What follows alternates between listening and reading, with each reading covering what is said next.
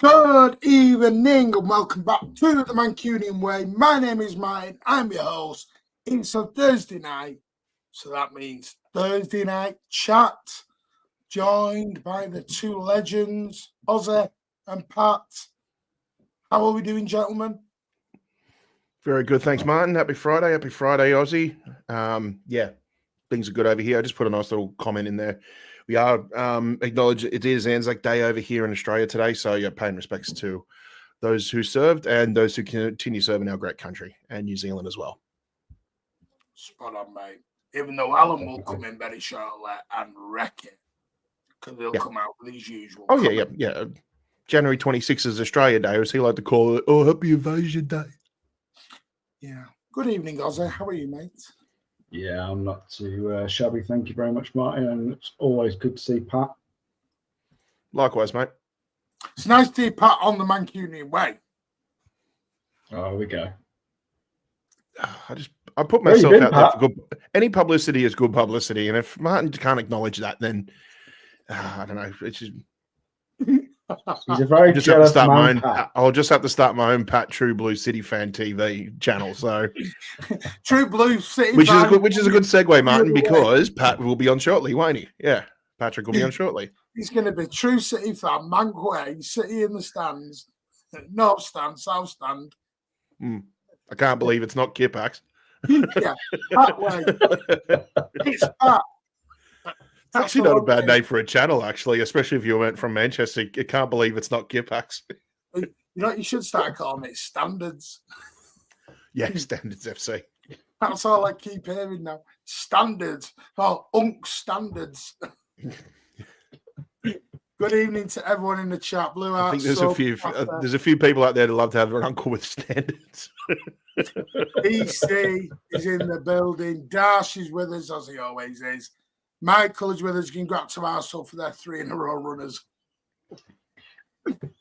Even when we're not involved, they can't win the league. Yep. Good evening, staff. Yeah. Dash, yeah. Hi, Basu. I'm doing Basu. Dash, get in touch with me because we need to sort out what times we're meeting up on Sunday. Well, I've been roped into babysitting Saturday, but at least one of my TVs is mammoth size. Whoa. Big up the TV. You need a big one.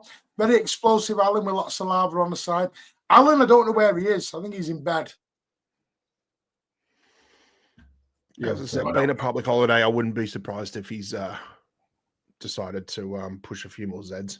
And we are going to talk about Wembley as well. If you are going to Wembley, safe travels down there. If you're going down tonight or tomorrow, I was in a space driving, Dash. Don't tell lies. The big space comes later when I'm calling his ass out, calling it out. I'll give him standards, Martin standards. Anyway, Sterling Blue Heart, yes, he is.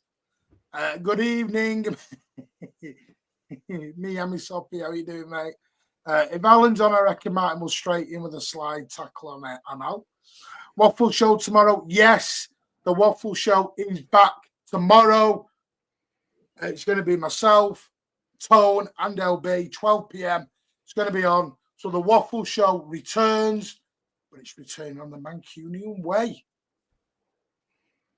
So people want to put some ice cream and strawberries on that waffle. No one wants a bland waffle. Oh, Alan, don't come in then. We don't want blandness. Bland waffle. just a tickle of banter. Tickle of banter. Not like you to do a tickle. Is it, Blue Heart? We've done that one. By the way, if Alan tickles, it'd be with a bloody cattle prod. You didn't have to do that, but it is much appreciated. Thank you so much. Your support never goes unnoticed, mate. And I love saying hello to you at the games as well. Top guy. Great show, Martin. Good laugh. Big win the other night. What a moment when the goal went in. Could be huge. Well, Martin I've got I've split my finger wide open, as you can see there, and it's got stitches in either side at the moment. So I saw the goal, but from the stand, from the concourse, while I was getting first aided because I split my finger wide open on the chair. Good evening, Foggy. The one time you choose to stay, you had to give blood. I'm that bigger blue. I'm giving blood at the game. It's blood and guts for me. Yeah. So this season has put me in an hospital bed and made me give blood. I can't do much else, boys. I can't do much else for the cause. Couple of stitches. Let's not get carried away, mind. Maybe a jacket that ties up at the back. Yeah. Trust me, we're thinking about it, Pat. We're thinking about two more shows. No, just the rudeness. Big up head. Here's what I'm thinking your standards. Here's what your standards are shit. Jack's with us. We got the passion and all backs at Tuesday. Hello, Matt Fogg, the legend. He is. DC, you're a legend as well. I like a bit of cheeky Kathy in the best possible taste, of course.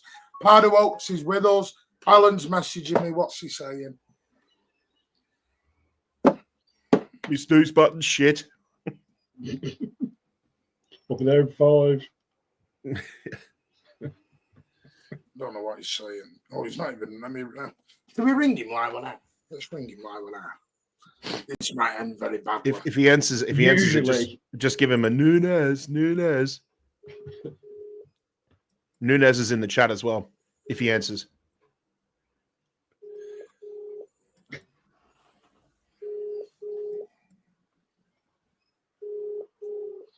Probably best he doesn't answer, let's be honest. I'm thinking that. What the fuck do you want? It's a fucking public holiday. Nuisance bully callers. I pulled last night. I pulled. Well, what? You just be careful because you are live on air. Say hello to all the people. All right. Hello. I'm just having a shower. I'll be up there in a minute. Bye. Bye. I'm glad he said shower and not shit. I'm in bed. Not going to shit in the shower. Back in a bit. Yeah, make sure you do say hello to each other. AED didn't need to do that, mate, but thank you so much. That is amazing. Thank you. Martin, what you said on the pod was so right. Why is everyone trying to character assassinate Diego Costa before he's even played? I am going to talk about that as well tonight as well. Well, generally, because there's a lot of flip-flopping going on at the moment. Everyone wanted Diego Costa 6 months ago. Now everyone's destroyed him because they watched 3 minutes of clips on a YouTube show. It's amazing. But people just go with the popular narrative. They did the same with Morgan Gibbs-White. And you know what? You are spot on, mate. Thank you so much for that very, very generous super chat. We do appreciate it. Thank you so much. And that is a massive super chat. I really do appreciate it. Nabil, let's go. SOS, evening. SOS, lovely meeting you the other night at the protest. I love putting people's names to faces. Lovely. And I hope, I won't go into it, but I hope you've sorted out everything you've sorted out, mate, what we talked about at the game. And I hope you're well. I reckon Alan's trying to get Martin on the show. Yeah, say hello to everyone. So, should we jump in? Ozzy, we'll start with Villa because you've not really talked about it. Neither have I. Pat's done most of the talking. Well, I've said a lot of what I needed to say already, so... Yeah. Just say your bit, Oz. All right. Yeah. I mean, it was a good result, wasn't it? Let's be fair. I don't think it's done us any bad favours. Yeah, well. You know, I mean, you were expecting a draw, Martin. I mean, that's what you're saying for most of I said win. I expected the draw at Everton. Pat, is that right? Because I'm remembering different. I'm pretty sure he's. No, I don't know exactly verbatim, but I know if some of us were feeling like one or the other was going to be a draw. There was going to be a draw wedged in there somewhere. Yeah. I'm going to show a lot of love to Rajak's show, by the way. Rajak top channel, going to show him a lot of love, everyone. No, I'll tell you how I know, because I got maximum points on the prediction league in the podcast. That's how I know I got the score bang on. I think I predicted 2-1. Yeah, I think I did. That might have been Everton. I'm not sure. I said 1-1 for Everton. So Everton did me in. All right. We'll forgive you then. But yeah, I suppose going just quickly to the lineup. I mean, I would say I'm surprised. I would have been surprised, but in all honesty, with the way Pep has been kind of doing the lineups of late, I kind of wasn't. I think the only surprise I really had was with McAtee. I didn't see him playing, in all honesty. I thought it would have been Doku or Savio. I thought Kovacic had another kind of decentish game, but I'm still not off the kind of trainer that I think he needs to go, if I'm honest. I also thought Bernardo Silva had a decent game, and it's probably one of his decent games all season because he got himself around the field. He also was taking the ball off Ortega and advancing it up the pitch, which is something that he's not done in a while. And again, O'Reilly, excellent as far as I was concerned, put in another decent shift. He's a conversation I'd like to have later, but I discussed earlier with you, mine. He's coming up. We're going to talk about the youngsters. Yeah. It was. I thought, in all honesty, I mean, you and I have said this a few times. You've got to look at the opposition, and you've got to respect the opposition. You've got to talk about the opposition. I thought Villa played well for parts of the game, especially in the first half. I felt that what really kind of let it down was their substitutions in the second half, and that's where it all started to go wrong for Villa. And we took advantage of that, and we do what we would normally do and win the game. So I think it was a solid performance. I don't think it was, again, our top performances that we've normally had, but I was, really ecstatic with the last minute winner. And I thought Núñez deserved it. And the way he celebrated, you could see how much it meant to him. He's a fucking tram driver. And the pass from Doku, I think. Bingo's still alive, by the way. Good. We'll see how many we mark off later, Pat. Yeah. And I think that the pass and assist from Doku was, if Kevin De Bruyne had done that, we'd all be waxing lyricals. So, and we've been calling for Doku to do this, to make that kind of assist. So for him to do it, I was extremely pleased with. Because I know a lot of City fans, I know Martin's kind of written him off, but I still think, you've got to give him a chance, in all honesty. So, yeah, that was kind of my highlights of the game. Mine?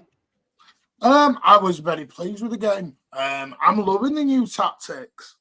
I'm loving this diamond formation. Let's use the fullbacks as wingers. You love this side with passing and But we're not just doing that. People are. This is where your ball knowledge comes into play. Your ball knowledge.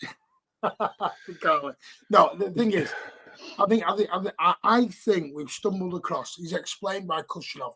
Kushinov has now explained why he's not there.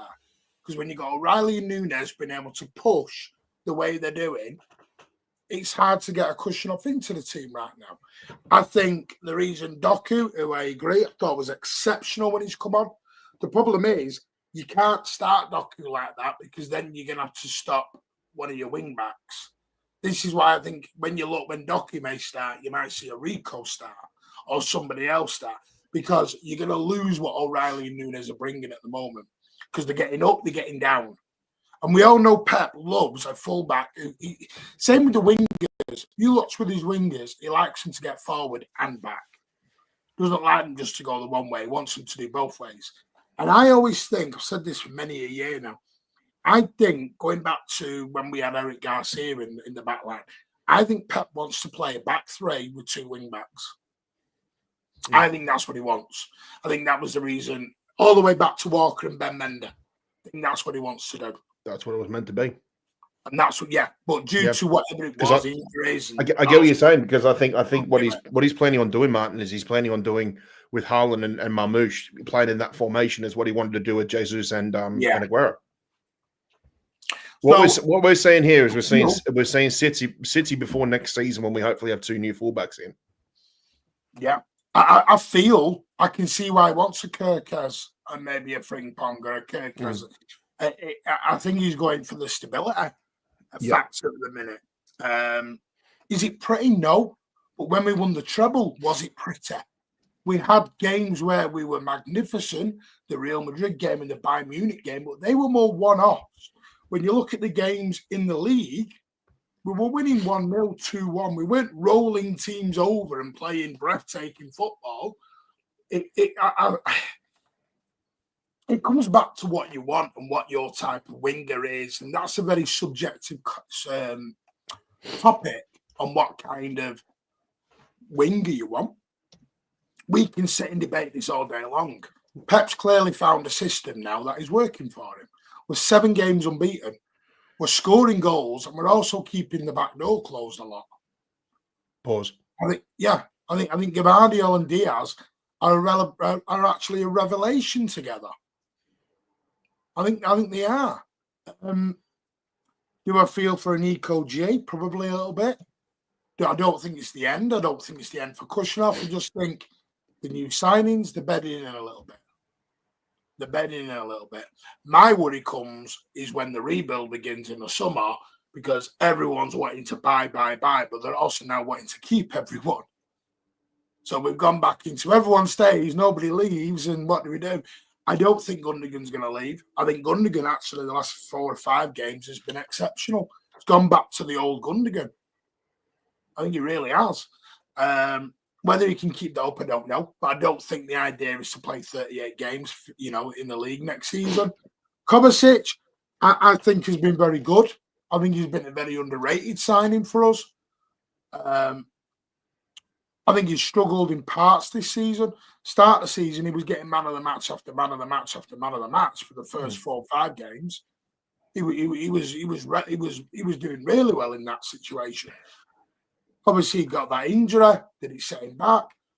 I think he's lost way too much.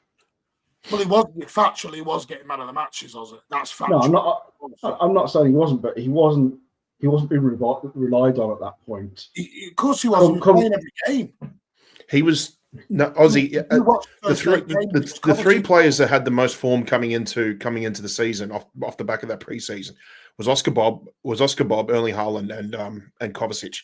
If you have a look, until Bob had his injury, those 3 were pretty much the ones that were carrying the team for the first 6, 7, 8 games of the season. And Kovacic, I saw the game against Ipswich. I thought even though we won 4-1, I thought we looked really, really rusty.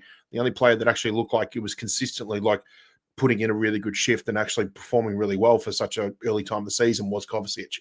So he was sort of carrying the baton basically for the start of the season. And I think for that reason, that start that he had, I think lulled a lot of the fans into a false sense of security of well, this is our opportunity to rest Rodri now. We can go without him and that. Wow. And then just as Kovacic's form was starting to wind down, that's when Rodri came back and then got the injury. And then we were up shit creek without a paddle, basically. So I get what you're saying. He's had some inconsistencies, but he did start the season really well. It was probably the most informed player over the first 6 games of the season. For 20 million quid is a bargain. Yep. You actually worked out a bargain for 20 million quid. Mm. And also too, looking forward to next season, if we work the market well, you're possibly looking at rotational pieces or bench pay, because I think they'll eventually go back to the bench, depending what signings we have. You could have Kovacic, Gundogan, or Bernardo Silva coming off the bench for you, basically. Fantastic players that could definitely see any game out for you. Yeah, nobody's going to have that. Nobody's going to have the likes of a Bernardo Silva or Gundogan. Gundogan, for me, will go back to the role he was meant to have this season, coming off the bench, playing him in the Cup and the lesser games. And hopefully, I think Bernardo will do that as well. Now, Bernardo may still go. That will come down to whoever wants to pay the money. This is where the thing with the KDB is. There's a big difference between KDB, Bernardo, and Gundo. KDB's out of contract. They're not. If they were out of contract, maybe they would be gone. But they're not out of contract. KDB is out of contract. Yeah, but we're talking an extra year, Martin, for Bernardo Silva. It's still money. It's 300 grand a week, still money, Ozza. He was going to buy I'm it. not- And that 50 million release clause is still in play as well. Yeah. Apparently, it wasn't like a one and done for one season either. Yeah, I know that, Pat, but at the same time, Yeah. no one has to come in and pay 50 million. If somebody comes in and offers City whatever they think is deemed reasonable, he'll go. The rumours are Do you know what about I mean? 30, 35 is what Yeah. they're saying. And But Benfica ain't coming with that. No.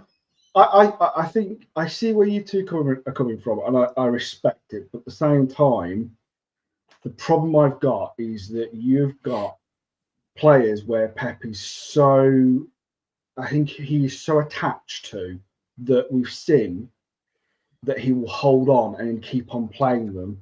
And the problem is that for me is not refreshing the squad if he's just going to keep on playing these players. Now, I know you two are saying you see them as more bench players next season, but I don't think Pep can do that. I think he struggles, and we've seen that what's happened this season. We've seen where he will keep on playing these players because he feels they're eventually going to get a result for him. And for December, January, we were really like, he's got to change this, and he didn't. And my worry is that he will continue to do that next season. Yes, we will bring in players, but he is so attached sometimes that I think he just can't let go, and that'd be my worry. Yeah, I get what you're saying. I do feel like there is a little bit of a reliance on the established players. Yeah, You changed your and name. I think you've got to do. I think you've got to do what I think they're trying to do in some respects. Like the Vianas is they're trying to take these players off Pep. I think they made the decision with KDB, and when he's done, it's over. The time has come that he's going to have to move on. We can't rely on him as much as we'd love to. They made that call. I think honestly, Pep would probably give him a year. Kevin De Bruyne. Oh, De Bruyne. Yeah. I think De Bruyne was the wages. I don't. Yeah. I'm talking about Pep. I'm not talking about. I'm talking. Oh about, yeah. He would have it was up to given Pep to keep Kevin everyone, and exactly. And I just think family. it's got to come to a point where you've got to take these players off in mind. You've just I know, but I mean, we can't continue to go down the same road. Well, let's get into it then. Let's get into the topic you want to talk about. Why have you called yourself? Put your name back to what it was. Come on. I love Nunes. I am sorry. It was a great name. First of all, I'd like to apologise to everyone for being late. I went out last night and had a few drinks, and I did wake up late, so I do apologise. It's why you shouldn't drink, and No, it's as Patrick will tell you, it's a national holiday here. It's that day, so we did go out for a drink after work last night. Thank you so much, Benny, for that. Yep. Appreciate that with the $4.99 sticker. Thank you, mate. Appreciate that so much for your kind generosity. Appreciate that. Go on then, Jose. You wanted to get into it. So let's get into it before we go down the Forest Road, because there's no point in going down the thing. But you wanted to have a big rant tonight. I just wanted to ask the question. Yeah, but you know it's going to lead to a rant, so off you go. Well, from somebody possibly. So I wanted to talk about O'Reilly because I think he's been brilliant since he's come in. Oh, brilliant. Superb. He's done a stand-up job. No one can deny that. And I think he's deserved to start over the last few games. My thing is that we're seeing this now. Why weren't we seeing this in December? Because they had Martin's attitude of, oh, he's young, you're not allowed to play him. And Pep was being stubborn about it. But let's be honest, we called it in the pre-season that, and I had, get some of the youngsters in, especially when we were playing shit. And he could have, he was better than some of the others that were playing at City at the time. Oh dear me, we were terrible come Christmas, around New Year, and November and October. We might as well have played the youngsters. I'm sorry, but we might as well have done. They couldn't have done any worse because But O'Reilly's been brilliant. He has been brilliant. So well said, Ozzy. He's only put So- one so- youngster in, by the way. Right? Well, actually, he hasn't. He has put in. I forgot his name now. The centre back. He played him for a few games. Simpson Close Pools. enough. Season Poozy. But that was November, December. Yeah, I know. What I'm saying is, Wasn't we very didn't see good. we didn't really see O'Reilly, Right? did we? Yeah. No, because you had Givardi a left back. Yeah, but he's a midfielder. Who? O'Reilly. So are you going to apologise, Martin, for your? Well, he's not playing. He's not playing midfield. We don't know what he's going to be like in midfield, yeah, because he's not played there. He's playing a left back. Martin, that's are you come going to apologise for saying what you said? It's What? too What weak. did I It's say? not good enough. What did I you say? basically said you said you don't want him to See if play. you're going to because quote me right now. Quote me correctly. He said he's weak. He's not strong enough. He's not In good enough midfield. yet. He's too In young. midfield. He's too young. And now what I said was, from what I've seen of him in the midfield, he's not quite ready, is what I said. And then when I saw him at left back, and there was a recorded space, I said, amazing at left back, love that, keep him there. So do you see I said Martin? midfield. So do you see O'Reilly being our future left back going forward into next season?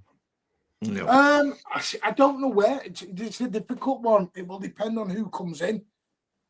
And some of the problems I've got with O'Reilly in the midfield, it's more for O'Reilly.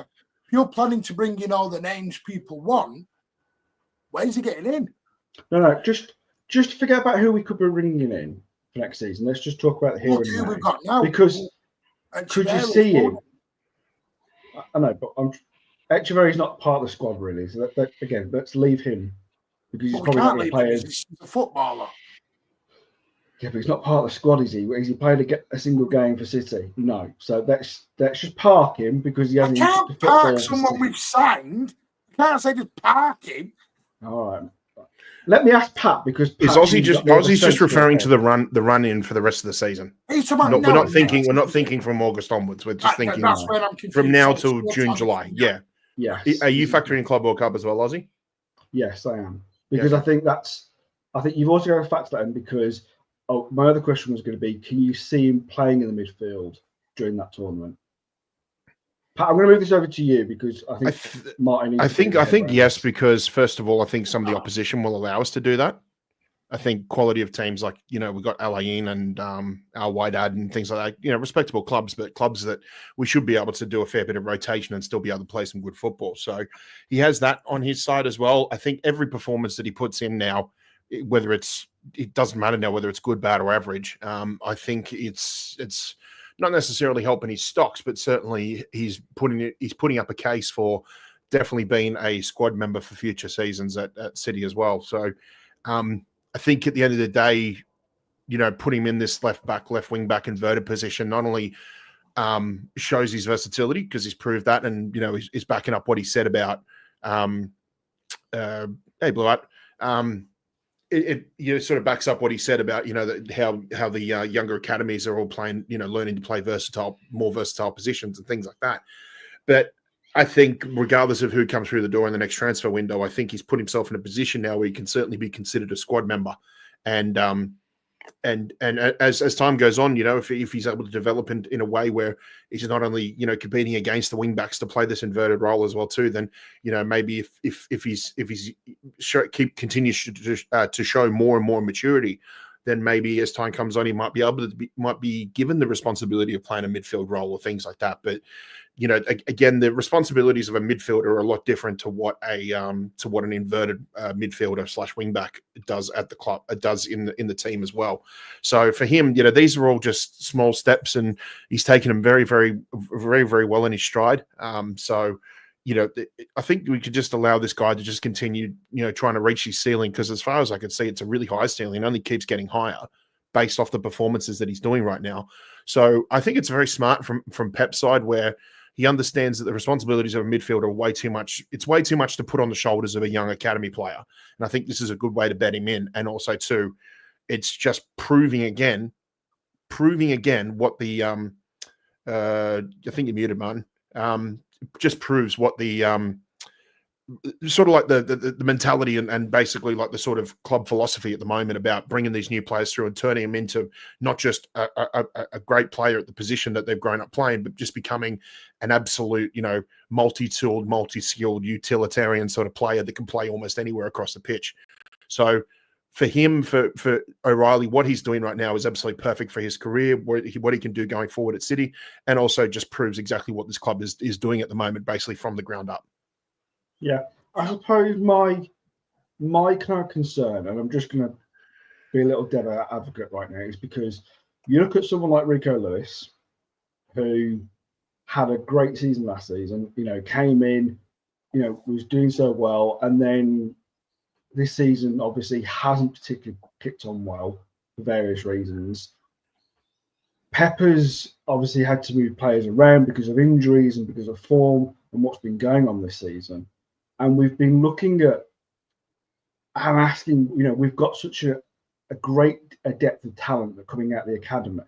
And we've seen the likes of players that have gone on to other clubs and kicked on and started doing really well. Is Pep, and I know this question's kind of been asked before, but I'm kind of looking at it from right now, here and now. Is Pep missing a bit of a trick with not trying to get some more of the academy players in? Now, I'm not saying, before anyone says it, like bringing all the academy kids in, but we know we've got some really good talent in the academy. And when this season has shown that we've really struggled, and we could have had some of these kids could have had the opportunity to at least help out, could have prevented some of the, especially centre back issues that we've had, and with the left back and right back issues that we've had this season, where we've needed bodies and he's not utilised these kids to the point of where we've rushed players back. I get what you're saying, we've mate. rushed players back like Akanji, Ake, Stones, Diaz. All these players have had massive injuries, and we have to rush them back, and it's caused massive problems. Where if you'd have brought in the O'Reillys, Simpson Hugheses, he played Simpson Hughes. I don't know where he got his fascination. He didn't play him. I didn't say he didn't. But when you my played point, him, he played him for what, 2 games, mine. 4 games, and he wasn't good in the 4 games. I don't think he was bad, Martin. I think he was. Come on, he was. No. We can't just do the glaze because it's a youngster. I'm not doing the glaze, mate. I'm doing the. A little bit. My opinion, a little bit. I think you are. Fine. I don't think he was good at all. We've also got to remember the first year the youngsters play, the opposition teams don't know them, so they're going to look really decent. The biggest test, like you touched on with Rico Lewis, Ozzy, is that second year opposition teams will know them and know that where their weaknesses are. Okay, so the second year is always the hardest for them because they know them players. All right, you're right, Alan. Unknown commodity sort of situation. It's like Rico. Yeah. Rico got figured out. Unless Rico had bulked up and turned himself into an absolute beast of a player, he wouldn't. They would have just steamrolled over. And they proved that. They proved that. So second year is always I wouldn't say the test, but it can be a bit of a killer that year because especially when the player's playing up front, or they're going to know where his strengths are. First year, if he's horrible. Second year, they know where he's good at, so they're going to mark him more, and they're going to play. They're going to play to his weaknesses. Now, every player in the world has weaknesses. No one's perfect, so they'll know what to do. So you're going to start forgiving Nunes. Well, Nunes is crap, and then he's a tram driver. That's the end. Hang on a minute. Can I throw this back to you, Ozzy? Because Rico Lewis is not a right. That's another one. I know he's not. O'Reilly. So why is no one saying give Rico a go in his natural position then? Why is it only O'Reilly? I'm not saying it should be. I'm asking a general question about all these players. I'm focused on. I've started with O'Reilly because he's obviously. I do see it. My issue is though, because he's got Oscar Bob in. Yeah. I know Foden is still from the academy, but he's still from the academy. You got O'Reilly in, got McAtee in. You still got Rico Lewis. You've got 5 academy players there. You start going more, you're gonna be you go into an academy team now. Well, Martin, Well, I think I hate to say it. We get paid. We're gonna have to use them. I think the thing is, Martin, is that if we're being absolutely brutal about the squad currently, Nunes, as well as he's played in the Villa game, are you expecting him to be our right back next season? No. I expect him to be here. All right. But what I'm saying is you don't expect him to be in the starting lineup, realistically. Maybe. I don't know. I need to see what's going to happen because hang on, you won't allow me to throw Echeverri in. You were like, no, Echeverri's off the table. So Echeverri's going to be playing right back, is he now? All right. No, it's not that. Ozzy, what I'm asking you is, like you just said, you've got 5 academy players in. Name me another top Premier League team that has more than 5, or even I don't even think we're the only one with 5 academy players in. No, I know not. But what I'm saying, Martin, is do you want to win the league or do you not? That's not my point, and that's not my question. But that's the point to City, though. Well, I think the point I'm trying to make is that we've got these players that have come from the academy. Yes, they're making some really good starts. And I'd like to see some, like O'Reilly, given more of a shot and chance going into next season. But I think we also have to be realistic about them. Now, I can't see O'Reilly being our left back going into next season realistically. I think more likely the club will go out and buy a left back of some sorts. I think that is probably what's going to happen. And I wouldn't be surprised if we go and get a right back. And I think we have to be honest about the players we've got right now and say, is the likes of McAtee probably going to be here next season? No. Yes. He won't be.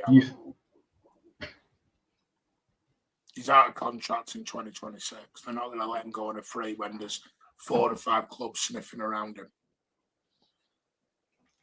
This is my point. People want Burts, they want Reinders, they want the Gibbs Whites, they want all this. You can't have a 50-man squad. First is not coming to City. But they're trying. No, but Alan, they are physically trying to get him. This is what I'm saying. You've got Echeverri. Phil Foden is not on the pitch anymore, so he's got to come back in. Haaland's got to come back in. So where are you putting Mamouche when Haaland's back? Nico Gonzalez was sat on the bench on Tuesday. This is what I'm saying. You can't have. Do you want signings or do you want youth? You can't have both. I'm sorry, but you can't. You've got to decide which direction you want to go in. And this is kind of where I'm going with it. I'm not saying we need to have all these academy players playing in the starting 11. What I'm trying to say is that that's gone under the table. No, I get you because with O'Reilly, I think his best chance is left back. Would I love to see him in the midfield? Yes. The problem is that's where the overhaul's going to be. He's not going to get in ahead of Foden. He's not going to get in ahead of Rodri. He's not going to get ahead of Nico Gonzalez. He's not going to get ahead of any of the new players. Where does he go? So then he's agreed a new deal. I will tell you that. He's agreed a new deal that's signed off. Yeah. That just has to be announced. That's all agreed. Yeah. But Fabian Delph I'm not saying, the thing is at midfield, at left back, he's a damn good left back at the minute because the system we're playing suits him because he can get up and down, up and down, up and down. Mm-hmm. But as you said, he's a young lad that you don't want to put all that pressure on him going into a new season where, That's why I just have him as a... The trouble is with a midfield, as Pat was alluding to, it's the most important part on a football pitch. For Pep Guardiola, especially. How long? And even he can't. It's the spine of the whole team. It's the spine of the whole team. Yeah. So this is kind of what I'm saying is that because O'Reilly he's actually a midfielder by trade. This is how he grew up at the academy. He was a midfielder. He's now been boxed into being a left back currently. What I'm trying to say is that has he ultimately got a future of being left back, or has he got a future getting into that midfield one day as well? And the other thing is that it's not I just want to look at. It's also the likes of Rico Lewis, because has I he think realistically Rico's got a going, mate. future? And that Well, hurts me. That hurts me to say that. I don't see. I think Rico needs to go on loan or sell with a buyback. I don't see Rico getting into this team right now. And I that- hate I can to see, see I can see that. Rico doing well at a championship side, and I'll tell you what, a season at the championship would Well, I toughen was him up. thinking Crystal Palace, you chucked him down to the championship. Well, 46 games in the championship would toughen him up, that's for sure. Well, saying that, they turned down a bid from Brighton for Rico for big money. Interesting. I won't be selling any out of our kids. Sorry, but I wouldn't. How We did, would've how ta- did he develop then, Alan? Well, I know what you say. I know, The only reason they turned down Brighton was 1.15 because out. Brighton probably wouldn't accept but a it's all right buyback. saying it's No, all right no, you saying have that, to, Alan. Alan, we can't do this. Martin, we may get pinged, and if we do I get know, pinged, well, we're if we going to get use them. pinged, then they stay. Well, we can't do it from a 115 perspective. Yeah, We we can't. know the consequences. Yeah. We do, Alan. So We that's, know where we're we going. need. Yeah, we know the doomsday scenario. We're not going to go that way, because at the moment there's just no point, because if we carry on down that route, we'll never get anywhere. So let's just carry down that everything is going to stay exactly the way it is next season. Let's. Alan's already dug his bomb shelter, so yeah. You know what's really sad here? You know what's really sad is, and I've said this before, Manchester City is the pinnacle of where people want to go to, like Real Madrid. So you got Real Madrid, Bayern Munich, Manchester City, Liverpool, whatever. So they're the teams you want to go to. A lot of the youngsters we've got, they have to be as good as, and when I mean as good, I To don't be as mean good as that, what we want to sign. as good as a prime Bernardo Silva, a prime Gundogan in the day, a prime Gibbs White, a prime Verts, whatever. These, and if they're not at that level, then they either sit as a backup or they move on with the buyback. Because That's the way we only look at way it, around it. yeah, man, the way we look at the academy is it's a win-win situation. If they come through and they're good enough for the first team, fantastic. Everybody's absolutely jumping for joy about it. But if they don't, then again, we come back to, in 2 or 3 seasons' time, we come back to ex-players being sold and say, okay, wasn't good enough, but guess what? The 20 million we got for him was the money that we could contribute to getting, say, like a Florian Wirtz. So the way it looks is it's sort of like it is a win-win situation. But the thing too is that the second those players that we've signed, if they start losing a bit of form, or just have have sort of like a Phil Foden moment, then we automatically go back into that. We go back into that academy mentality. It's like, oh, why don't we keep him, or why don't we put X player in here instead? So it puts Pep in like a damned if you do, damned if you don't situation. So it's just one of those things where, like, we'd love to think that everybody from the academy is good enough to make it in. I'd love the idea of like a Borussia Dortmund or a Brighton just finding these absolute gems for nothing, whether it be through your academy or from exceptional scouting or something like that. But we don't necessarily need to rely on that, because we've been so good financially with the way we've been balancing our books for so many years, and the fact that we're basically a self-sustaining club now, we don't have to necessarily rely on exceptional scouting. I think the scouting is going to get even better now with Hugo Viana at the wheel, but I still think that City are more in a position to be able to do any style or any form of transfer business that they want to, and can still be relatively effective in that way. So it's one of those situations where I'm not going to say it's going to be predictable, but that's just how it basically works, where it's if things don't quite go the way, we always refer back to something that we've done before. You look at last year, he said we need 7. That's his opinion.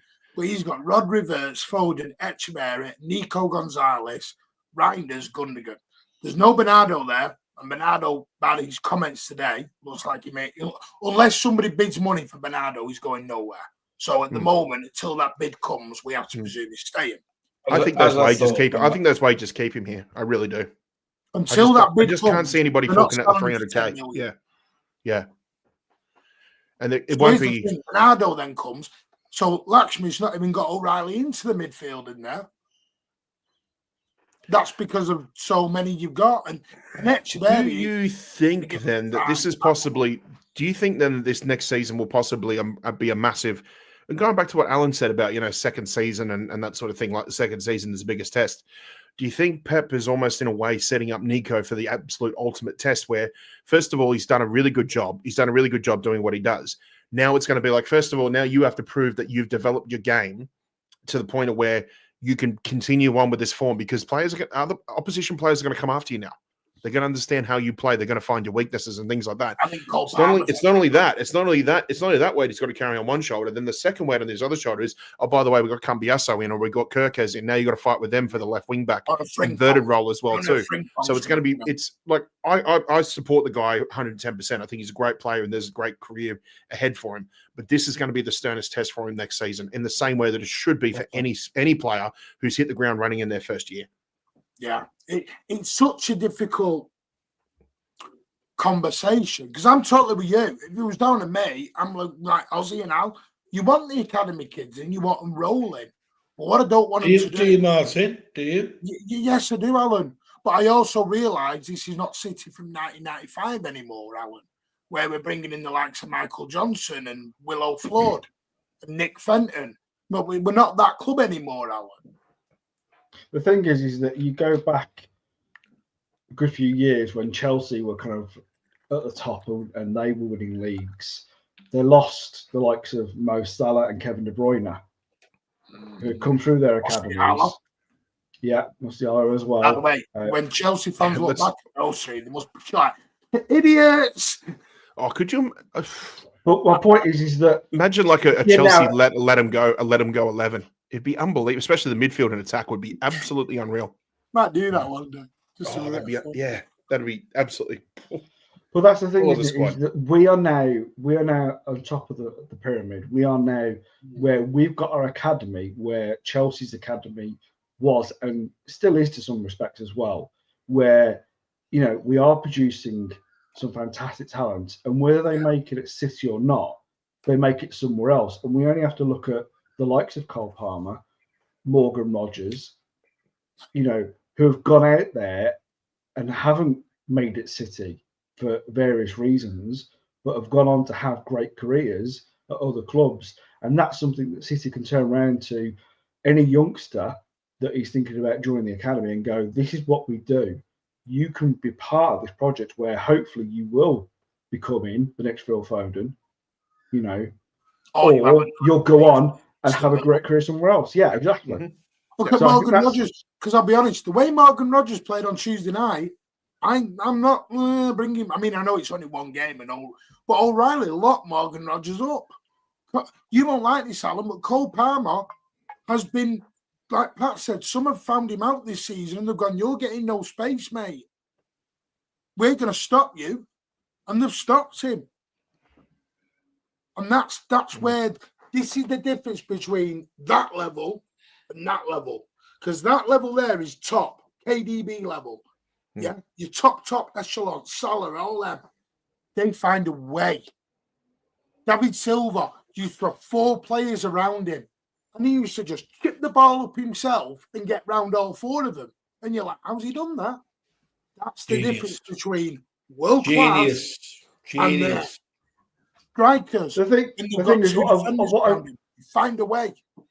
What I would say about Cole Palmer, Martin, just to give him a little bit of credit, that he still has got 14 goals and 8 assists this season. I know he's got off the boil over the last month, but there still is a quality player in there, and I'm not completely say that there is a massive gap. There is still a gap between the likes of him and De Bruyne, but they're not massively far away. I think if he'd have stayed at City, Foden, for having a shit season, Foden's still in like double figures for goals and assists. Yeah, then you're like, that's a shit season.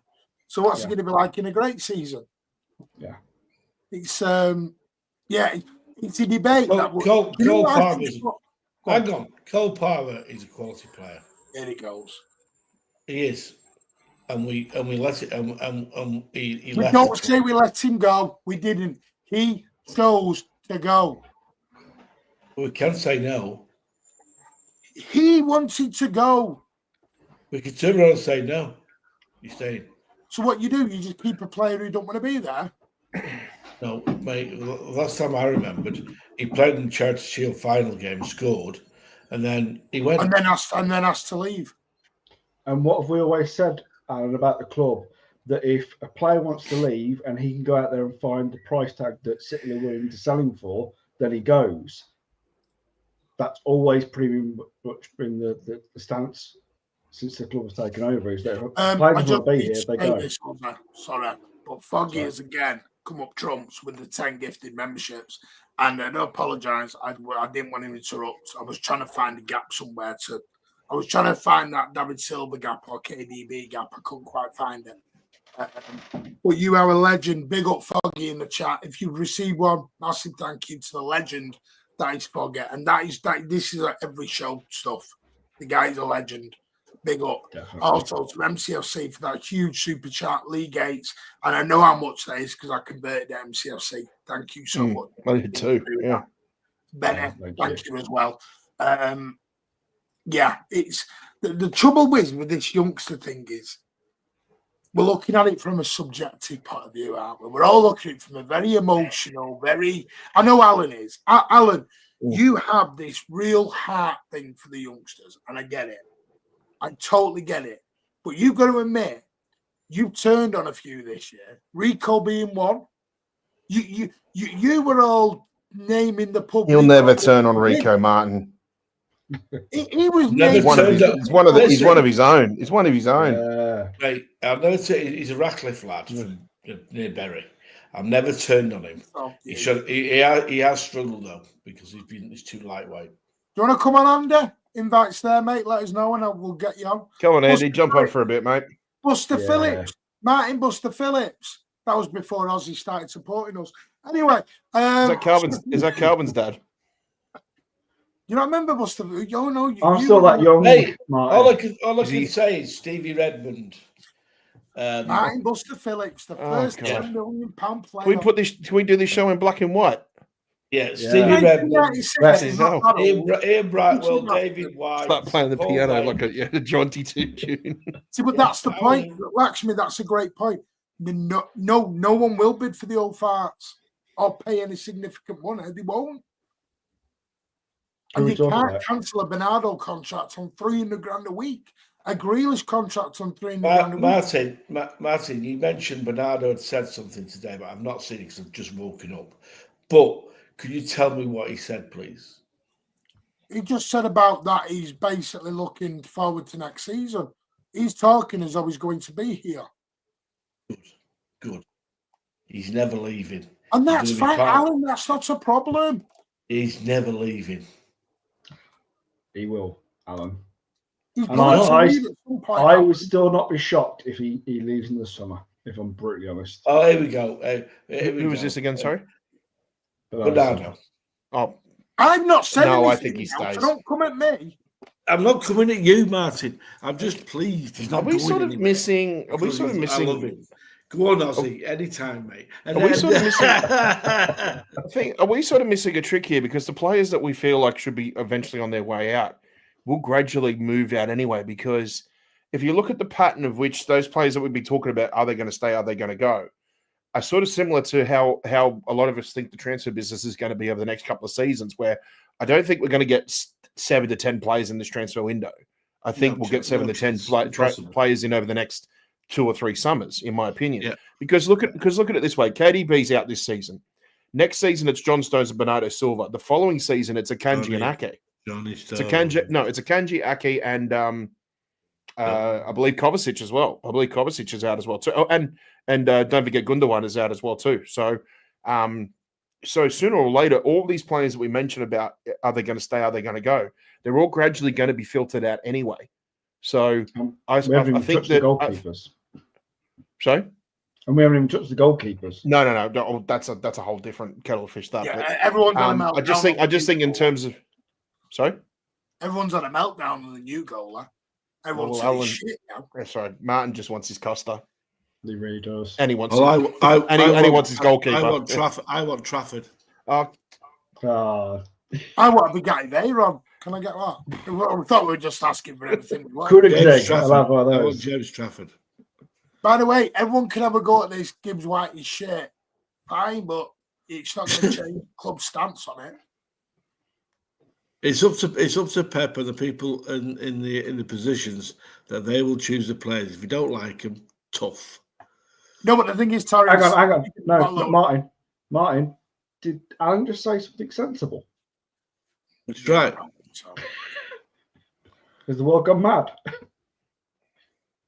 Well, it's not up to us fans who we buy. And if you don't like it, go and support somebody else. Oof. Alan going in 2-footed there. Jesus. Yeah. Alan going for the old Achilles. Yeah. Unless it's Nunes. Yeah, don't get in MGW in the midfield. Actually, Nunes could get a promotion and drive the intercity trains from Piccadilly to Euston Station. You know, I think that could be a good job for him. Do you know what I've got to say? The meltdown on Morgan Gibbs-White is going to be immense when he rocks up. It's going to be immense. That. Diego Costa and Morgan Gibbs-White signing the same week. Can you imagine the meltdown on Twitter? Look at this shit. What are we doing? I want to lose it. By the way, I just need to bring this up. Have you seen the rumoured kits for next year? There's the home kit. Yeah. Now, apparently, it's actually done. I still don't know how I feel about a Sashima home kit. Have you seen this one as well, though? Apparently. This is going to be, is it our the black and white one? The black. This is going to be our third the black kit. and white. That's going to be our third kit. I'm sick of I'm sick of high visibility green and yellow. I think we've had it for like the last 4 years. We've had it like 3 of the last 4 years. Are we doing cycling safety courses? What is this? That's crap. Are we going on a cycling course? Jesus. Humour. That needs sorting out. What the fuck is that? If whoever's in charge of these new kits wants firing, I've heard it was Brian Marwood. We'll see you later. Bye. Yeah. He's got to call him up later. Martin was talking bad about you. You got any more rooms for him? He's already blocked you. Oh, dear. Get him on the phone now, Alan. Yeah. Pulpit, he's a prisoner of Pep. Who is Pulpit? You have to let me know, mate. The prisoner. We're going to get Pulpy on this show, by the way, next week as well. Needs to get Pulpy. He's for Jacob's the one that wants this entertainment. Well, he can rant. Jesus.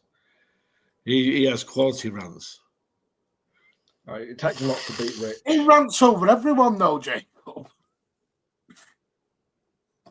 Andy and Weltley. Jacob even admits he rants a lot. He knows he does. Andy Martin said, jump on, are you watching Chicken Jockey? Oh, my God, don't remind me of that film. That's 95 minutes of my life I'm never getting back. Bloody Minecraft. Bloody lava chicken. Couldn't get a song out the head for 2 days. Lava chicken. Piss off. Talking about a film Sinner is absolutely garbage. I walked out halfway through. It was that bad. What was? Sinner. Oh, don't like that.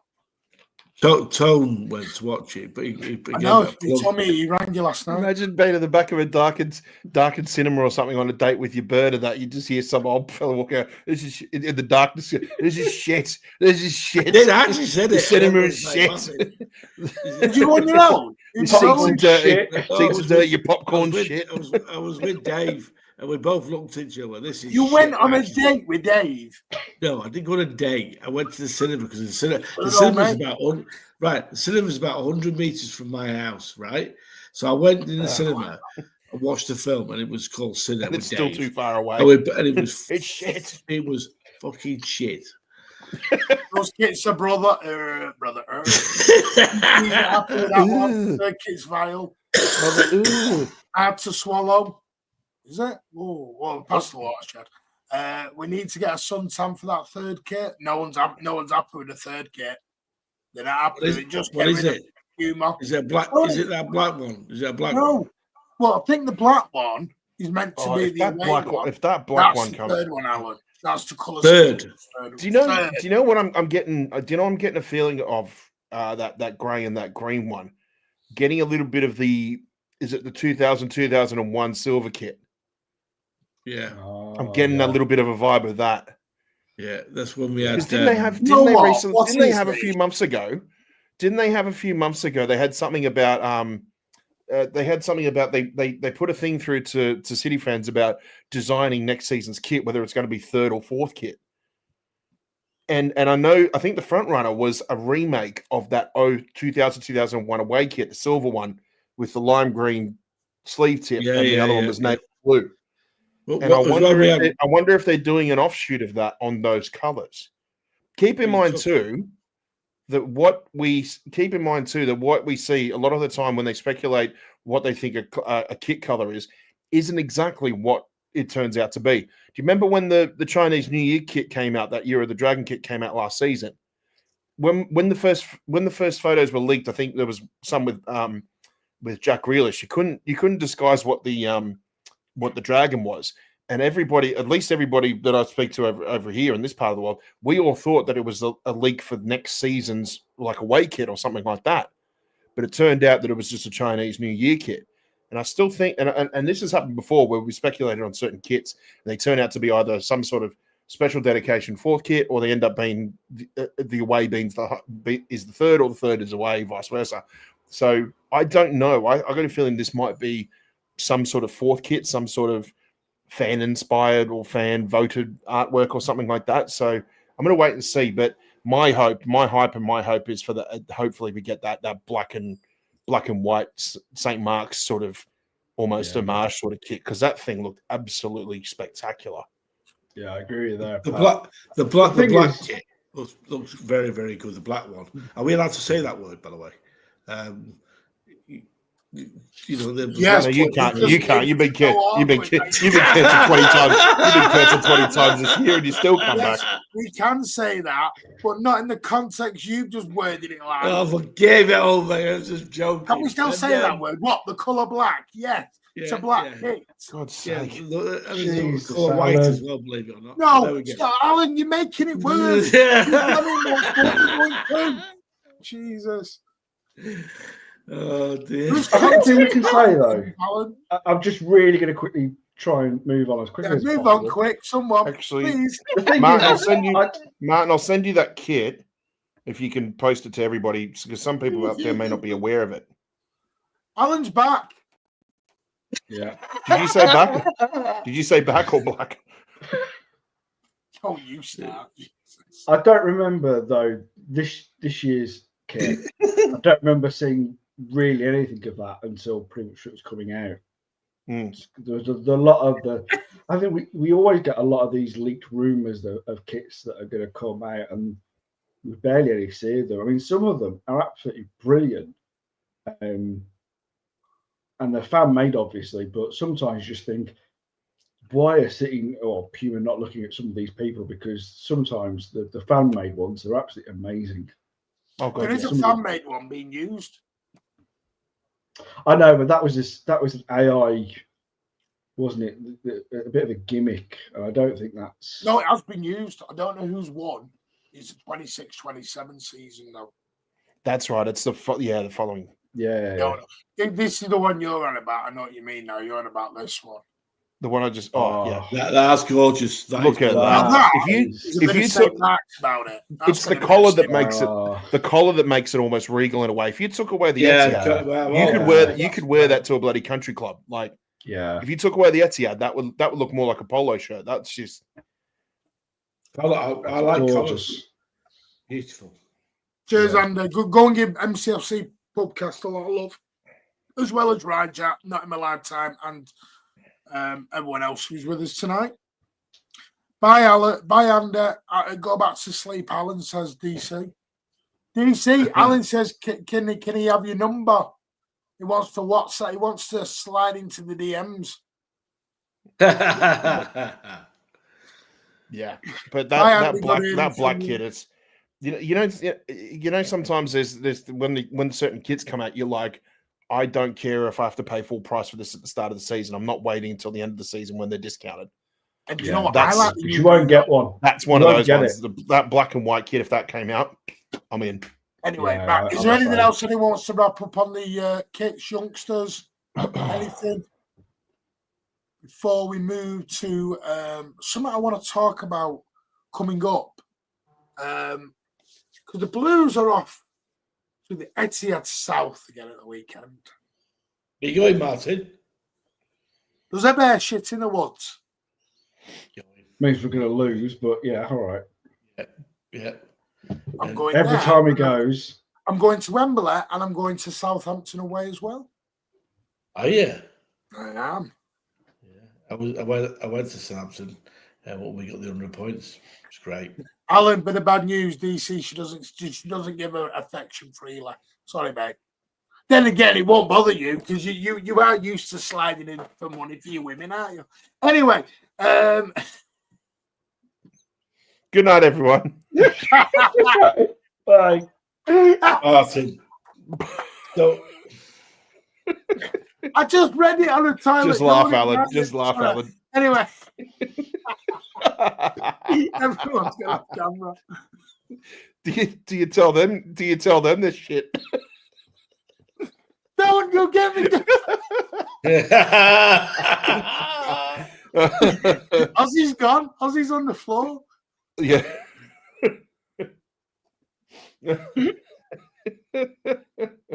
Anyway, right.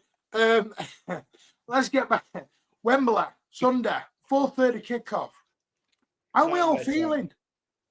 Are we? Well, Is apart from anyone being a nervous? nightmare time. Ozzy's back. Spits himself off the floor. Yeah, well, it's not often we get a nightmare time in both Manchester and in Australia. Let's give you your mate. honest opinion. Where are you at with Wembley on Sunday? Well, apart from being the worst time possible for Australia and England, Yeah. it actually both of us 1:30 in the morning on a Monday morning. It means we have to stay up late to watch the game, and then have about 2 hours kip and go to work. Which is Alan, have you seen what's going on in London at the same time? The London Marathon.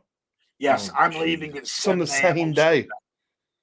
Just 7 fantastic organisation from the FA there. Just Oh, brilliant. and there's a train strike. Oh, you're joking. Sunday could not have been the worst situation for Manchester City roaming down there. Hmm. Train strike and the London Marathon. It's like, Yeah. are you taking the piss? Actually, one of my mates from the Probably Cheadle on the branch said strike to as me, well. I think she said to me, the last possible train you can get out of Euston back to Manchester is about 9:30 at night. Can you imagine how busy that train's going to be? Well, I'm just looking. There are seats. They'll be all hanging over. off the edge. Seats, Yeah. Oh, you'd be on the roof like the Chennai Express. Yeah. Yeah. I'm going to be honest with you. Bloody There's hell. about, I think someone will tell me, Andrew might know, I think there's about 2,000-3,000 tickets still available. Well, that's all right, because I think less than a week ago there was about over 5,000. So Yeah. It's I generally think level. people are starting to find their own transport to get down there, I suppose. Yeah. Now, obviously, I'm lucky. There's people coming down with me. I'm taking a couple of people down. The living crew. I'm picking up along the way. That's why we're going down at 7 a.m. And then we're going in the Green Man. Daps meeting up with Daps, Big Steve, etc. down there. So a little. Yep. Gonna hopefully. Green Mile. I went to Green Mile for on the way to Palace away this season. So Andrew. good pub, that. Oh, right. I didn't even know that. Thank you, Andrew. Apparently, there's some blocks not even open. I'm thinking it's a lot more left, so it may be. So I don't know. I mean, Andrew, just on the, I don't know what was I going to ask then. Something I was going to ask. It'll come back to me. I just listen. Would anyone change the team for Sunday, or are you thinking he's found a rhythm and a system that is clearly working? 3 wins on the bounce, 7 undefeated. You're not playing against the next Friday. I think he'll change quite a few of the players because it's the FA Cup, because the main side will play in the league for the last 4 games. But does anyone remember Pep's quotes from the parade last season? What did he say? Not offhand. They asked him about losing to United in the FA Cup final, and he went, "We will win it next year. We will be back next year to win it." At the minute, he's not wrong. Yeah. And that was a quote, actually. He said, "We'll be back next year to win it. Don't you worry." Now it's a big I pitch. hope they do win it because of Kevin De Bruyne's last game. They can lift the trophy. That would be a good send off. Well, I'm thinking more. Let's get to the final yet before we win it, Alan. Jesus. Don't get me wrong. Like I'd love to his last game to be, to win the FA Cup, and then to be honest, the Club World Cup, I'd just treat that almost like a long-term testimonial, basically. Yeah. I don't give a shit about the Club World Cup. We know you don't, Alan. Well, by the way, I can give confirm a shit about here on what? the Mancunian way, we will be doing watch-alongs during the Club World Cup. Because I know certain two people have talked about it on the phone. So I'm going to bring I'm going to bring the two people into the watch-alongs as well. Because they better not come up with the ideas and then piss off and leave me to it. The two of them. Was I one of them? Just for moving on. Was I one of them? No, it was Ozzy and Toad, these two organising Club World Cup watch-alongs. Because one I of thought them, you were one of going, them, Pat. one of what? You're going. No. If we make the final, I'll go. Oh, you glory hunter. No, because I'm sorry, I took 2 weeks off to go see Oasis, and it happens to be the week. It happens to be the weekend after the final, so why not? It's not. It's not about that. It's just about convenience. That's it, man. Oh, sorry. Is he a Manchester Marathon as well? Bloody hell! Jeez. So Manchester Marathon, Chain Strike, London Marathon, done over from start to finish. It'd be easy to watch on Sound TV. I'm getting back at 5 a.m. That's if you get back at all. Oh my god! Never ever has it been this weekend. This particular coming weekend has it been more of an argument to say we need neutral venues again for semi-finals. Yeah, that is it. Yeah. It's never going to happen because Wembley's they still owe hundreds of millions for bloody Wembley because they went over budget 20 years ago. Yeah. By the way, that's going to be if ever there was a time to say we need neutral venues back, it's this weekend. Gotcha. Oh, Peter, we'll meet there, mate. Good man. We'll catch up. We'll have a chat. It's now sold out. Just check Southampton is now sold out. But where you just going back to your lineup question, Martin.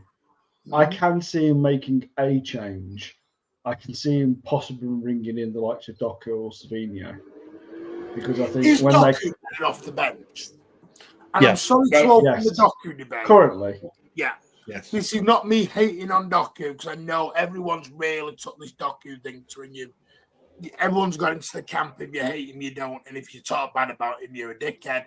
If you talk great about him, and we're going to talk about it in an objective way, not in a who's good and who's bad. They're all City players. We support them all. I'm just thinking at the moment, Doku as an impact sub, the last 20 minutes when a fullback is tired, there is no better player to bring off the bench in world football right now. the thing is for me is that there's an argument to start him because I just think it gives another dimension, and I think a lot of Forest fans that I've heard from are more kind of scared about him starting than they are the likes of a McAtee or Bernardo Silva. But I can see the argument of obviously, like you've just said, impact sub. The argument, a slight how against it, is that I don't want to see him come on in the last 15 to 10 minutes, which is what I know he did in the last game against Villa. He came on very late. Yes, he made an impact, but you can't guarantee that kind of result again.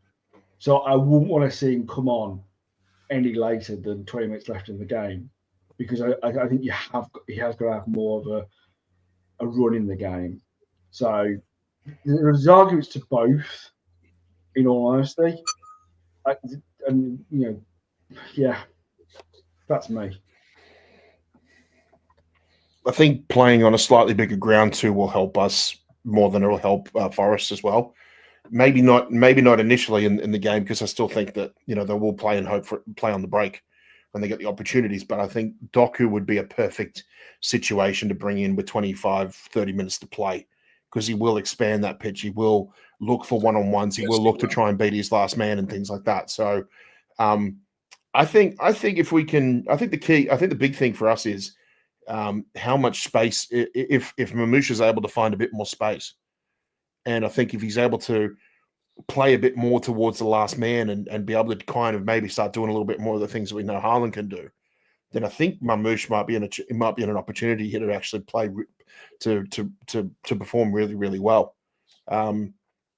Yeah, so that's the key for me. I'm keen to see if we're able to, whether it's any point in the game we're actually able to start playing a bit more, where we might be able to beat them to the byline and play a bit more. The last time we beat them, Pat, we had Ortega, Akanja, Ruben Diaz, Ake Gabardio, Gundogan, Jack Grealish was in the middle, remember?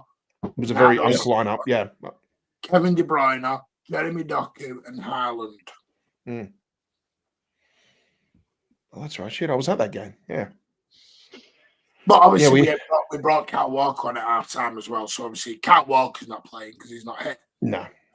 Jack played more time in midfield there than anywhere else, to be honest. When we played him, as well. When we got beaten 1-0 lineup, there was Edison, Nunes, Kushinov, Ruben Diaz, Gabardio, Nico Gonzalez, Sabinho, Bernardo, Foden, Doku, Haaland. Now, I'll be honest with you, I wouldn't have thought. I'm quite happy Foden's on the bench. I'm not coming off. I think Foden is being treated the way he needs to be treated. Look after yourself. We'll see you next season properly. Correct. I think that's the right way to treat Foden right now. Would you send him on the plane to the States though? Yes. Yeah. I think playing another country might be just like a little. He's got to go, Alan. You can leave. Yeah. We can't leave the players at home. We get fined. But what I would do is take all the families with him. He doesn't have to play. Let him go to Disney World. Let him go and have some fun in Orlando, whatever. Let him take his kids and his family and have some fun. Because Pep's already said we've looked at the golf courses. We've done all that. Pep's using it as half a holiday, half a tournament. He's already said we're gonna have a lot of downtime. Good. I'm glad to hear it. Which is why with this tournament, I think the Latin American teams will be a real threat. Unlike previous Club World Cups where they've had to travel over to Asia or Africa or Middle East and that to play, I think playing in Latin America it'll be the easiest adjustment will be for those teams. And I think like your Boca Juniors or your Flamengos and things like that, they'll be right in the middle of their season because they play by calendar year. So they'll be absolute peak fitness, peak match day readiness, and they'll be playing European teams that are doing their best to try and not wind down. They still need to carry on. Very unfamiliar territory for a European club to do that. So I think we really got to keep an eye on. I'm sure Boca Juniors are in it, but I know Flamengo are definitely in it. Fluminense are definitely in it. So these teams will be tough to play. Let me just go back to the Forest thing. How's that?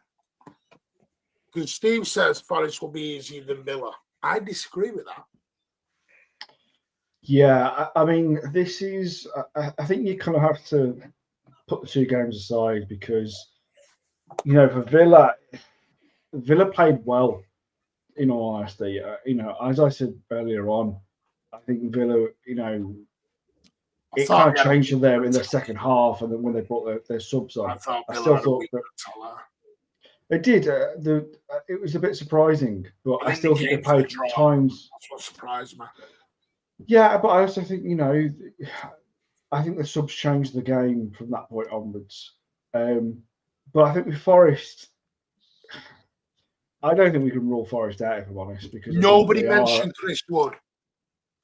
Anyone brings me Chris Wood, I'm ignoring it. Chris Wood is going to be our second striker next season. If Chris Wood scores the winner, we have to make our review show the Chris Wood Appreciation Society. Yeah. Martin is going to be front and centre for that one. Yeah, he will. My son's already said, Dad, if Chris Wood scores, I'm taking a picture of you. If Chris Wood scores, that New Zealand top's getting the express ship to you, mate. I'm gonna be like, no. No, I mean it depends what Forest do. Because I was talking with Wolfie the other day, and I know Wolfie's very excited at the moment. He likes to do a wind up on Sam's channel. He doesn't seem that bothered. Here's my thing: are Forest going to be more bothered? We just said, are City more bothered about the Champions League than the FA Cup. Well, you could say the same about Forest then. Are Didn't Forest Wolfie gonna say take this he more wants top four more than serious? anything? Yeah. Which one are Yeah. Forest going to take more serious in? Because Forest don't have our squad depth at the same time. So if Forest going to look at Champions League qualification is more important or winning the FA Cup? I think that it's depending what who you're asking. If you're asking the club or you're asking their fan base, because I think the fan base would go, it's the cup. Another big thing Dash, too about for 4 days early, mate.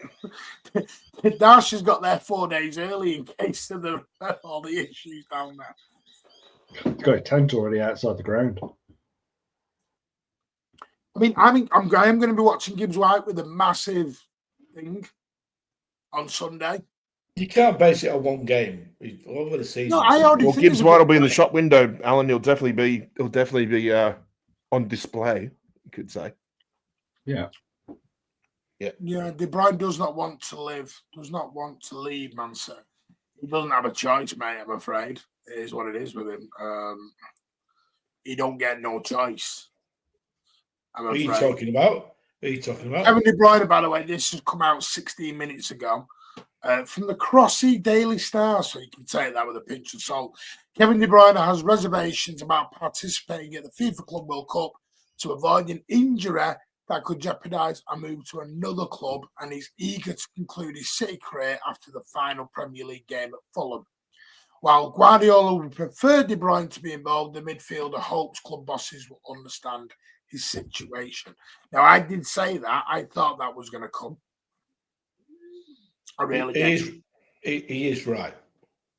Because I think it's hard for him. I also think there's been a lot of links over the last, especially over the last 48 hours of him going to another Premier League club. I think he's been linked with everybody. Yeah, because he had a whinge, didn't he, in front of the press? So I could. He said one statement, and everyone's interpreted that interview in such different ways. He said it was a business situation. Then someone said he was nearly crying. How do you know? None of us were in KDB's head. And everyone became body language analysis, and everyone became speech language analysis, and everyone was like, he's upset, he's angry. What do we know? Yeah. I mean, I what the club offered him. I think he would have wanted to stay. I don't think there's much denying that, but I think the whole him angry with the club because of the decision, I think is a little bit far fetched. I would just be very surprised if he goes to another Premier League club. I think it's still more likely that he goes to the MLS. I would. I'd go to. By the way, I don't believe that Aston Villa shit because Aston Villa can't afford to keep Asensio or Rashford. So I don't know how they're affording bloody KDB. No. And that's the thing It'll be a signing on bonus too. So yeah. It'll go to the MLS for 2 seasons, and that'll be it. Thank you so much again, Lee Gates. Really do appreciate that. You don't have to keep doing it. Really appreciate it. Thank you for your very kind generosity again. I was at the parade last year, and Pep was confident we will win the FA Cup. We will take it we will take it next year. Exactly. Pep wants his FA Cup. He's always said that he's never won it enough. No. Let's be fair. So he's valued the FA Cup very, very highly. He does. No. Is there he respects that competition. Let's have a little look. I mean, Forest are currently 4th. Edison's injured. Yes, Edison. Here's a question. Does anyone think we'll see Edison again play for City? No. Oh. Because apparently he's negotiating. He's already got Mendes negotiating on his deals. Might not have anyone for the Club World Cup at this rate. They might have all pissed off. Martin, we've still got Scott Carlson. What are you talking about?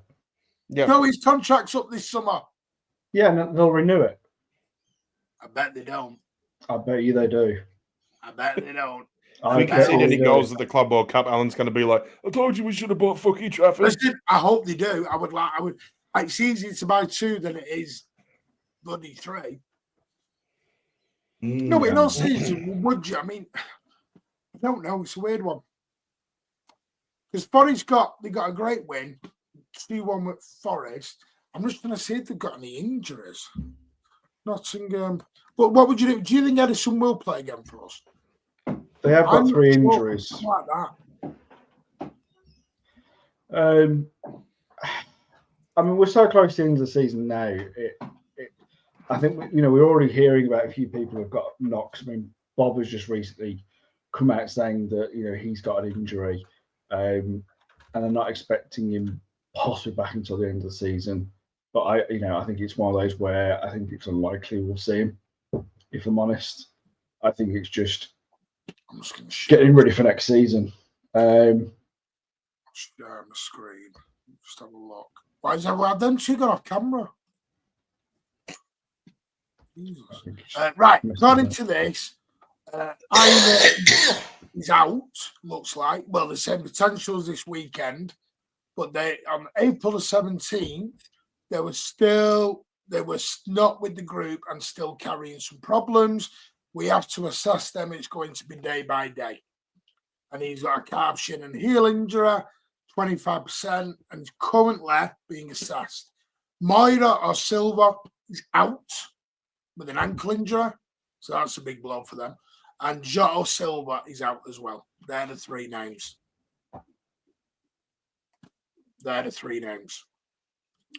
So I didn't know. I didn't actually know Aina was out. Yeah, I just found out myself, mate. But he's doubtful. It's not a definite 100%. Yeah, that's what the foot's at now. Aina. So that could be a plus. And definitely if Silva Moira's out, I think he's a very, very good player for us. Personally, I actually think I'm not expecting a massive win. I think we might sneak it 2-1, 3-1, something like that. But I do think we'll get to the final. And believe it or not, I'm going to really put my neck on the line. I think Palace will get through. Because I think Villa are going to start concentrating on the Champions League soon. Yeah. I mean, Palace have found a bit of form, haven't they, again? I mean, and they've still got a very good side. Some good players they've got. I wouldn't be surprised at Martin. But I think all the games are going to be close to the most. I don't think anyone's going to run away with it. It'll be a 1-2-1. I think we've qualified for the Champions League. I think those 2 wins have basically put us there. I'm not trying to be count the chickens before they come on the roost. I think Southampton away. If we can't beat Southampton away, we don't deserve a Champions League. And that's not even me being arrogant at that point. That is they're dead. No manager. Sad. I think Bournemouth at home will be a tricky one. I think that'll be the tricky one.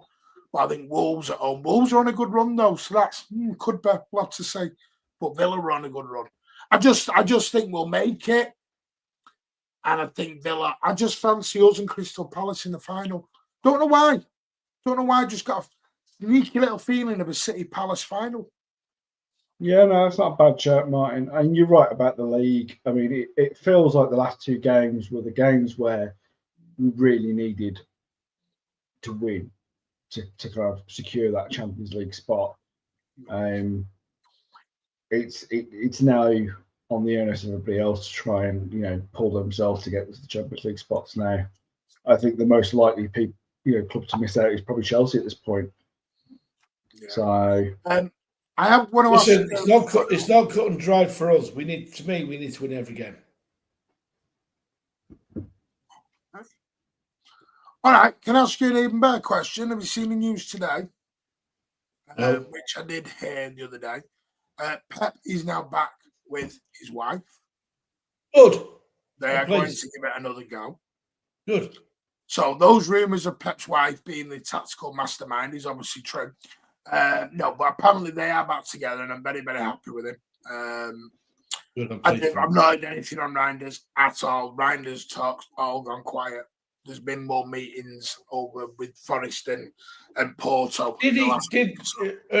I don't want to talk personal, but did he actually get a divorce, or were they just talking No, about it? they were talking about it. They'd moved out, they'd separated, and now they got back together.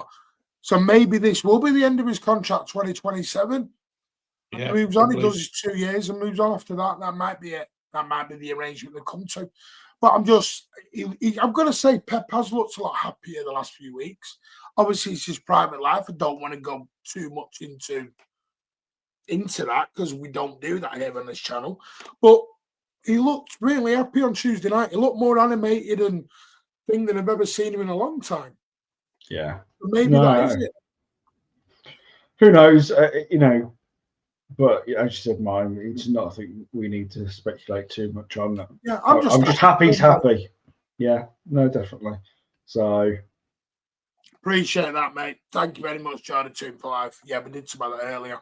Yeah, big up 89-4 in the protest. There was 350 people there estimated. It was magnificent, that turnout. And hopefully the club listen. We'll find out on the 1st of May. But £71 against Villa, cheapest adult ticket, was disgusting.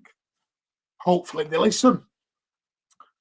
Alan did not believe me on the £71. I had to actually show him a picture of the flyer. yeah. Alan thinks I tell lies for some weird reason.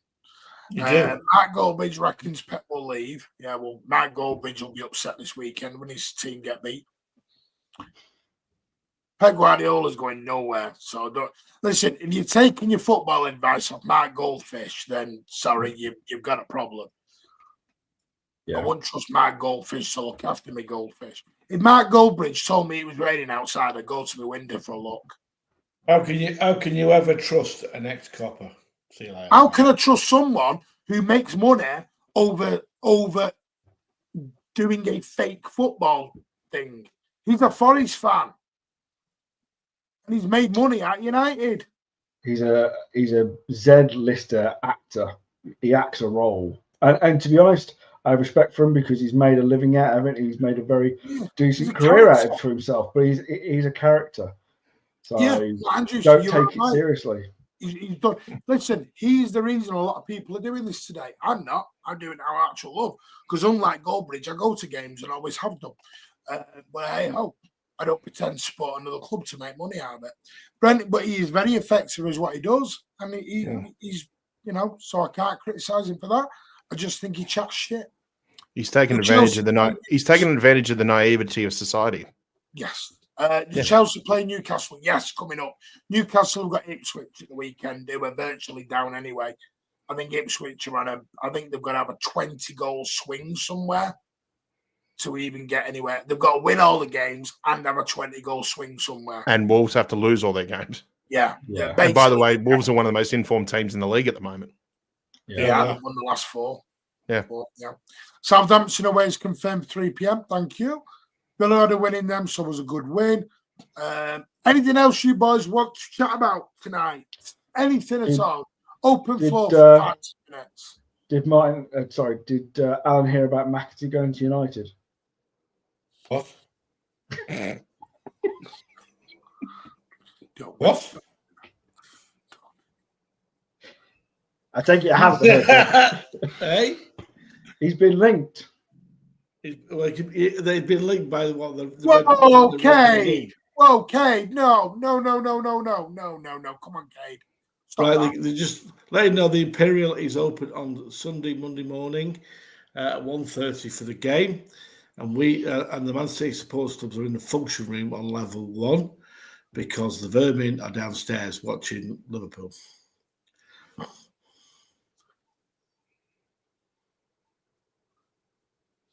Anyway, Kate, we don't know if she's a bitch. Don't do that. Come on, you're better than that, mate. Did you see the report about the coach? A big part of the decision for Bert's positive. Yeah, apparently Bert's news is. I was talking to a Bayern Munich fan the other day.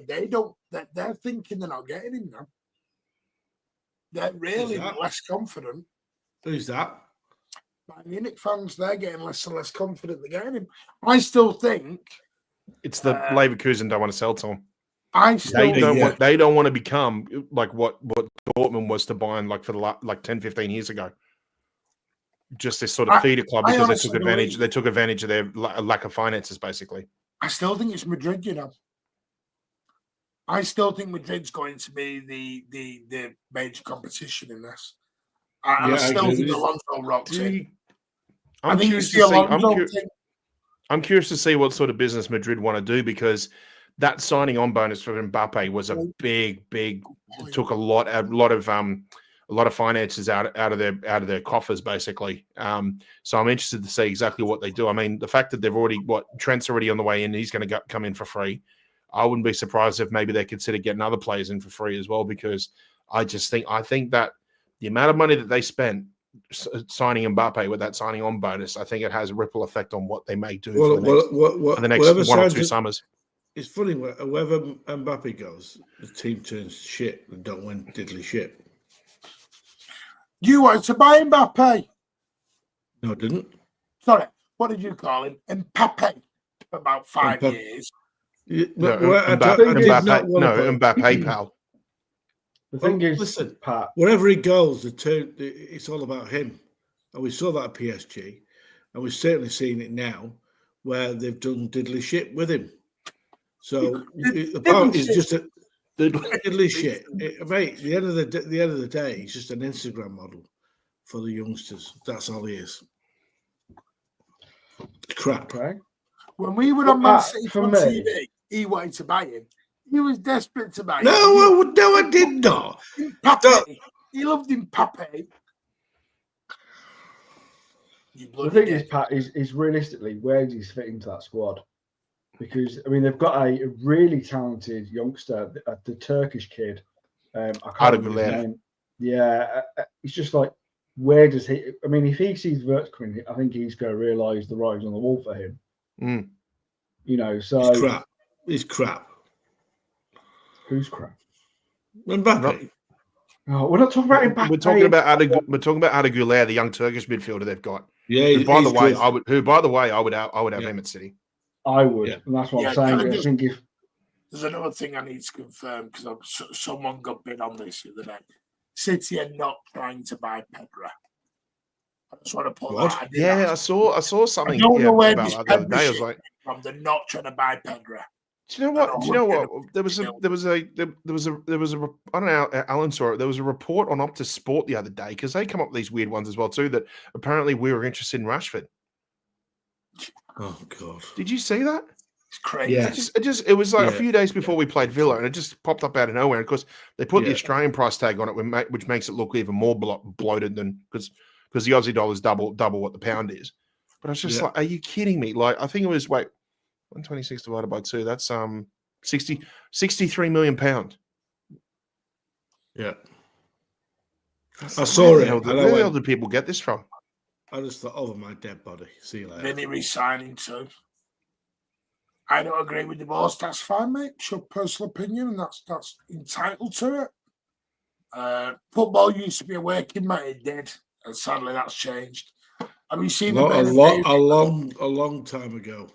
Yeah, I'm telling you, we're going to end up with. Someone said it earlier, and spot on. You know, during the VAR bit, I'm going to do a stream on this next season, or maybe in the summer. VAR, we're going to end up with ad breaks into it. Oh hell yeah! Yeah. Yep. And where the goals is, we'll start putting sponsorship in the goal area, like they do in NFL. On the sidelines. Yeah. No, I mean on the pitch.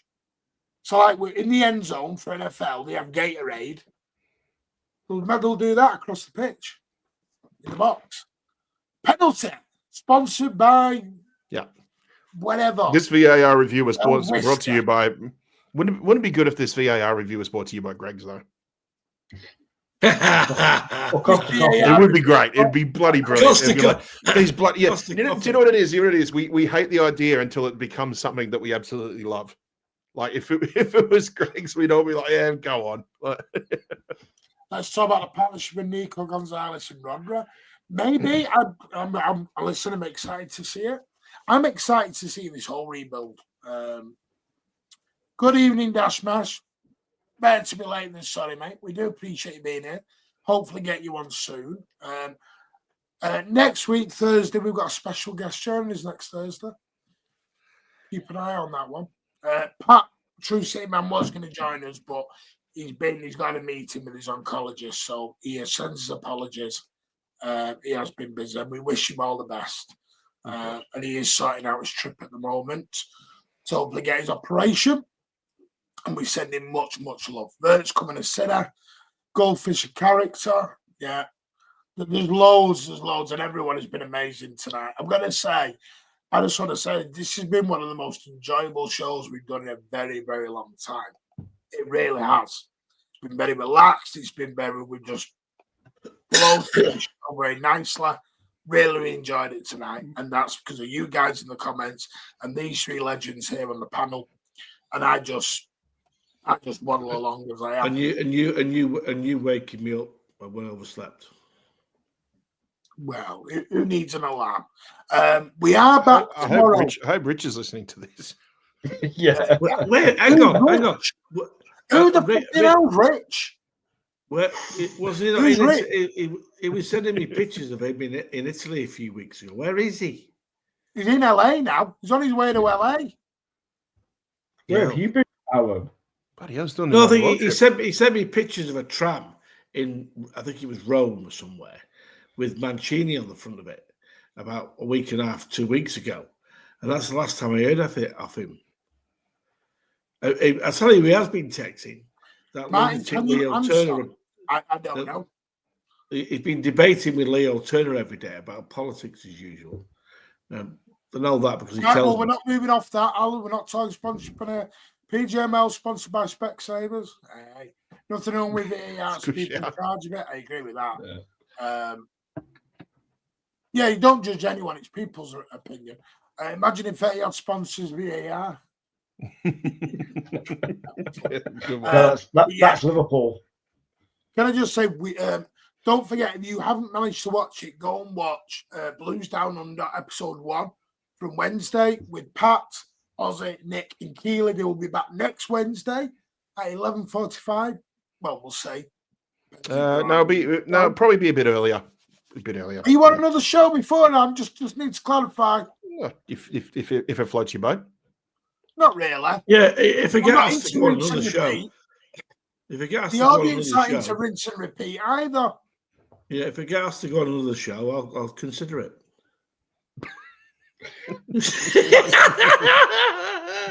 No.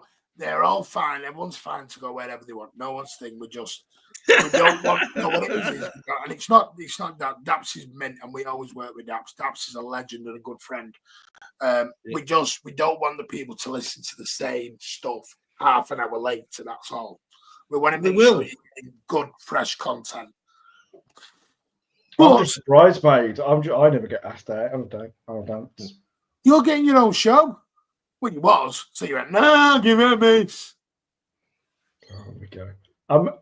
That's his on Ozzy, where are you? Because are you outside? Yes. You're up to the stars. Yeah. Anyway, there's loads. Come on, please, show. Go and give it a watch. Blues Down Under, an amazing show. Keely was amazing on his debut. Absolutely amazing. So big up Keely. Well done to Nick, even though he was late. Big up to Pat, though, for hosting. I know it's hard to host on your own. Said hosting, you weren't hosting. You were roasting. Well done to Alan for co-hosting. Jesus Christ. One thing I will say, don't forget, and we're back tomorrow at 12 p.m. You have wanted it, you have begged for it. The Waffle Show is back with me, Tone, and LB. Tomorrow, 12 p.m. It is going to be the Friday Transfer Waffle Show every Friday. It used to be an LB's. We're bringing it over here because LB's mega busy. So we're going to bring it over here at 12 p.m. every Friday.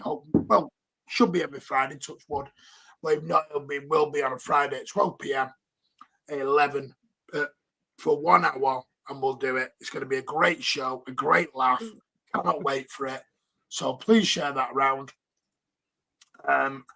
So yeah, is Paggett's house ban lifted now? Can he move if he needs to move? I think it's still ongoing. News on Paqueta. I think it's still ongoing. Is it? Take care, Fig. Don't forget as well, episode 7 of City Till I Die podcast will be out on Monday night. There won't be anything Saturday, Sunday. We'll see about Saturday. Sunday there will be nothing because I'm down in London from 7 a.m. onwards. So we will do something Monday night on the Wembley stuff. And then from Monday, we're going to... Because the idea is try and give you a show every day, whether it's in daytime, nighttime. And if there's any breaking news, we might do twice. We'll see. We just don't want to... We're going to do it where you're going to see different people, different hosts, different everything. Which will be very, very good. And really excited to bring it all to you. We're going to get the TikTok moving. YouTube Shorts going to get moving. Everything. Yeah, we'll do some watch-alongs over the Club World Cup. Loads of things coming up here in the Mancunian way. And we want to thank everyone for your support. Pat, Ozzy, Alan, thank you very much for taking your time this evening. It's a pleasure, never a chore. Thank you, Martin. Thank you, gentlemen. Yeah, thank you very much. Thank you, everyone. Big up Thank you. Big up for putting a bit of brill cream on before you went on the show, too. Your hair looks dapper. You like it? Mildly dapper, yeah. Well, just remember, don't go watching Sinners. It's crap. Tone, you sold me a dummy there. Definitely not sponsored by the film Sinners. Fucking hell, it was crap. On that note. So you're not a fan, Alan? No. Shocking. It was shocking. Anyway, if you are going down to Wembley, safe travels. If you're not, see you down there having the Green Man or outside. Big ups to everyone. Don't forget all the other City channels are listed down below in the description. Show the love, share out the community. We'll see you all tomorrow, lunchtime, 12 p.m. There will be a space at midnight because a reason is I need to do a space because I'm at the gym at 3 a.m. You at the gym? Yes, I'm now at the gym. I go to the gym every morning now. Good on you, mate. Well done. And just to prove it, because everyone's going to think I'm a lying bastard. That's gymnasium, not gym beam. Yeah. Look, the gym group, where is it? Yeah, well done. So, which gym do you go to, Martin? Oh, there you go. Is your gym sessions just like your phone, a bit of a blur? The gym group, there you go. You won't see the pin or anything. Yeah. But good, there you see, I am going to it, and I go to it every morning. Pump some iron. Well done, Martin. Well Can I just say as well, just before we head off, that there's 200 people watching currently, and there's only 137 likes. Can we please get the likes up, people? Because this is the way the show grows. If you hit that like, it doesn't cost you anything, but it means a hell of a lot to us. So if you want to continue seeing, great shows like this, we could produce more, but we need your help. So hit the like button, subscribe if you haven't already, and as Martin has always said, please share us around, and we'll give you Alan for free. Who the fix, Jim? Anyway, take care, and as always, up the Blues. Your legends. We'll see you all tomorrow, 12 p.m. The Waffle Show is back. Bye. Doing a space today? Yeah. Can we talk about this off air? Bye. 12 p.m., 12 a.m.